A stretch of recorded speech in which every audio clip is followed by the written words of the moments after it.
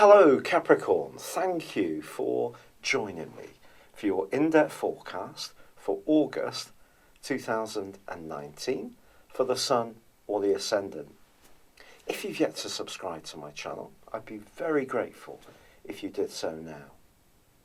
August this year is particularly unique because we have two new moons within this month, on the first day and on the 30th.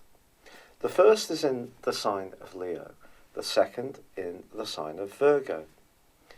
This particular phenomenon is known as a black moon, but equally the first new moon at the first also tethers the Sun to the wonderful energy of Venus.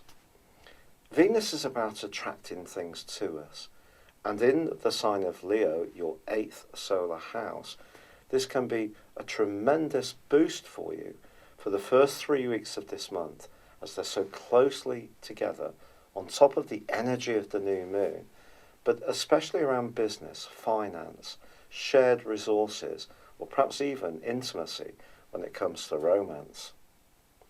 But equally, Uranus, the planet of surprises, is going to be squaring up to the Sun, the Moon, and Venus in that new moon, suggesting there could be some drama around your love life this month.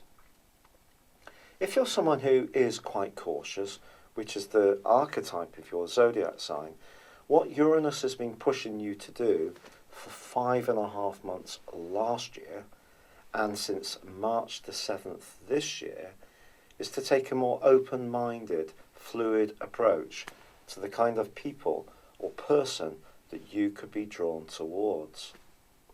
It may be that embracing your uniqueness has actually been creating some waves, and that's something that you should be really proud of, because you're not just someone who works away at things for the long term, that safe pair of hands, who's eminently sensible. You also can be tremendous fun, and Uranus has been asking you to be a bit more experimental about that fun. So in this right angle with this new moon, you may find or encounter someone this month who is really quite alluring, has a magnetism, a draw. This could be in a business context, it could be around a deep personal attraction. Now that can really make your pulse race, but it's also possible that you could be attracted to someone who actually you don't even really like, but there may be something about their aura that you find truly captivating. Equally, if you're already in a very close alliance, what this month is going to ask you to do is check out how that is working for you. Now, the other thing that happens as this month begins is that Pluto in your sign, which is having such a tremendous impact upon you, is in an obtuse angle with Mars. Now, if there is a situation where you need to balance a commitment with your own individual needs, you could find yourself compromised a little bit in the first week. Some kind of conflict can see you being pulled in two slightly different directions. Now the Sun repeats this obtuse angle, or angle called quincunx, from the 11th through the 17th. This is a fascinating influence. I have it in my natal horoscope. It's going to give you a lot of authority and a kind of power, an aura, which, if used right, can transform your situation hugely. But it can also see people a little bit tremulous about being around you. Your sex appeal is certainly going to be heightened. But from the 4th through till the 11th of this month, there is an absolutely fantastic link between Jupiter, the Sun, and Venus. Jupiter, of course, has been tracking backwards, and by the 12th of this month, that comes to a close.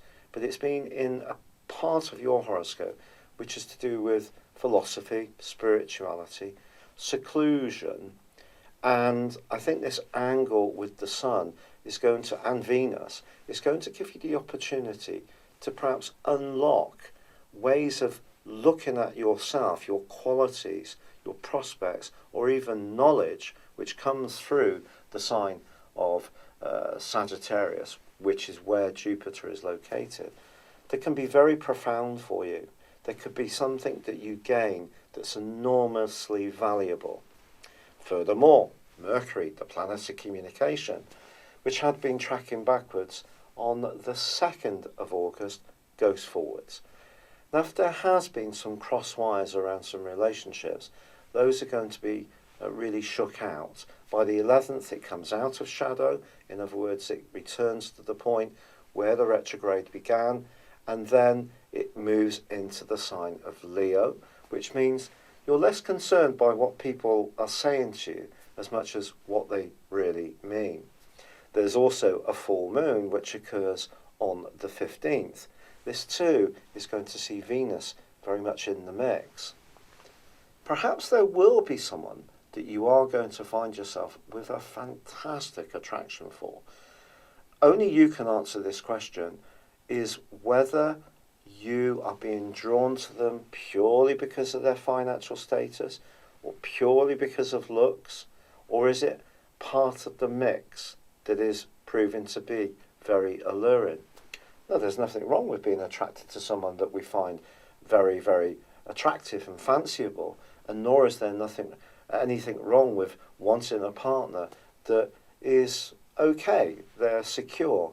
But don't let those things guide your thinking too much, certainly not at an emotional level, which, remember, the moon's about, and in the rather independent sign of Aquarius, it's asking you to stay authentically in touch with your deepest feelings and hunches. But on the 18th, well, Mars bursts out of this sensual, deep and passionate area that it's been working through and makes its way into your sister Earth sign of Virgo. This is followed by Venus on the 21st.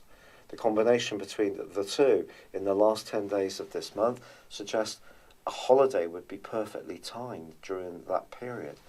If you are single, there's a very, very big chance that you could connect to someone totally absorbing.